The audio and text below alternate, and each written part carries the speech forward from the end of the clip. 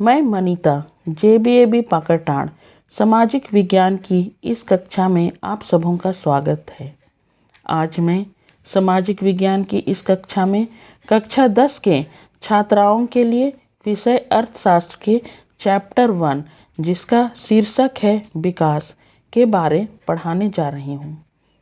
तो बच्चों, इस पाठ का उद्देश्य मानवीय आवश्यकताओं की पूर्ति के उपयोग में आने वाले विकास से संबंधित बातों से परिचय कराना है। हम देखते हैं कि मानव विकास का उद्देश्य क्या है। मानव विकास का उद्देश्य है कि जीवन ऐसी परिस्थितियां उत्पन्न करे जो लोगों को अपनी प्रतिभा के अनुसार आर्थिक एवं सृजनात्मक जीवन जी सकने में सहायक हो। विकास अथवा प्रगति की धारणा हमेशा से हमारे साथ है। हमारी आकांक्षाएं और इच्छाएं हैं कि हम क्या करना चाहते हैं और अपना जीवन कैसे जीना चाहते हैं। इसी तरह हम विचार रखते हैं कि कोई देश कैसा होना चाहिए, क्या सभी का जीवन बेहतर हो सकता है, लोग मिलजुल कर कैसे रह सकते हैं, क्या और अधिक समानता हो सकती है। विकास इन सभी प्रश्नों पर विचार करने और इन लक्ष्यों को प्राप्त करने के उपायों से जुड़ा है। यह काम जटिल है और इस अध्याय में हम विकास को समझने की प्रक्रिया शुरू करेंगे। तो बच्चों, विकास से तात्पर्य है कि देश के निवासियों को स्वस्थ सेवाएं, शिक्षा, रोजगार, उच्चतम सुविधाएं, सामाजिक बराबरी और सुरक्षा प्रदान की जाए। विकास को मापने के लिए औसत आय का भी प्रयोग किया जाना चाहिए। अलग अलग लोगों के विकास के लिए लक्ष्य भिन्न भिन्न हो सकते हैं। हो सकता है एक के लिए जो विकास है वह दूसरे के लिए विकास ना हो। एक भूमिहीन ग्रामीण मजदूर के लिए विकास का लक्ष्य बेहतर मजदूरी एवं उनके बच्चों को उत्तम शिक्षा प्रदान करना है। दूसरी ओर पंजाब के समृद्ध किसान के लिए विकास का लक्ष्य उच्च पारिवारिक आय एवं उनके बच्चों की उच्च शिक्षा होती है।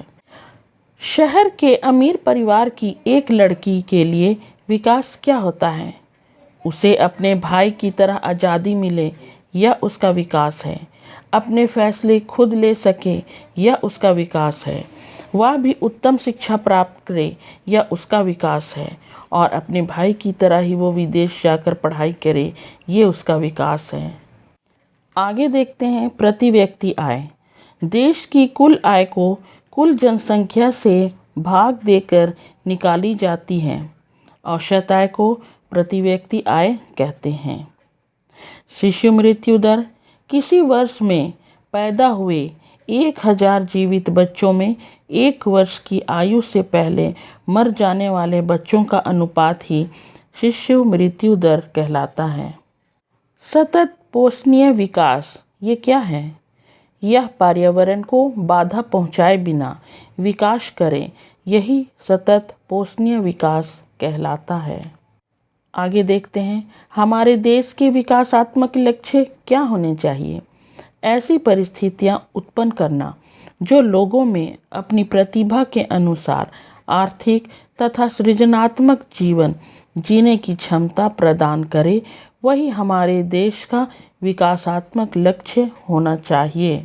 आगे देखते हैं राष्ट्रीय आय की परिभाषा क्या है। देश के सभी उत्पादनों एवं सभी वस्तुओं और सेवाओं के मूल्य के साथ यदि विदेशों से प्राप्त आय को जोड़ लिया जाए तो वह राष्ट्रीय आय होती है। उत्पादन क्या है? वह आर्थिक क्रिया जिसके द्वारा किसी वस्तु अथवा सेवा को उपयोगी तथा मूल्यवान बनाया जाता है, उत्पादन कहलाता है। आगे देखते हैं उत्पादन क्या है। वह आर्थिक क्रिया जिसके द्वारा किसी वस्तु अथवा सेवा को उपयोगी तथा मूल्यवान बनाया जाता है, उत्पादन कहलाता है। आगे उपभोग का क्या अर्थ है? आवश्यकता की प्रत्यक्ष संतुष्टि के लिए किसी पदार्थ की उपयोगिता का प्रयोग करना उपभोग कहलाता है। पर्यावरण में गिरावट के कुछ ऐसे उदाहरण हैं जो आपने अपने आसपास देखे हैं, जैसे पेड़ों की बेरोक-टोक कटाई, प्लास्टिक से बने वस्तुओं का प्रयोग, शहरों की नालियों को नदियों या तालाबों में बहाना, कारखानों से निकलने वाले धुएं। ये सारी चीज़ें देश के विकास के लिए बहुत ही खतरनाक साबित हो सकते हैं।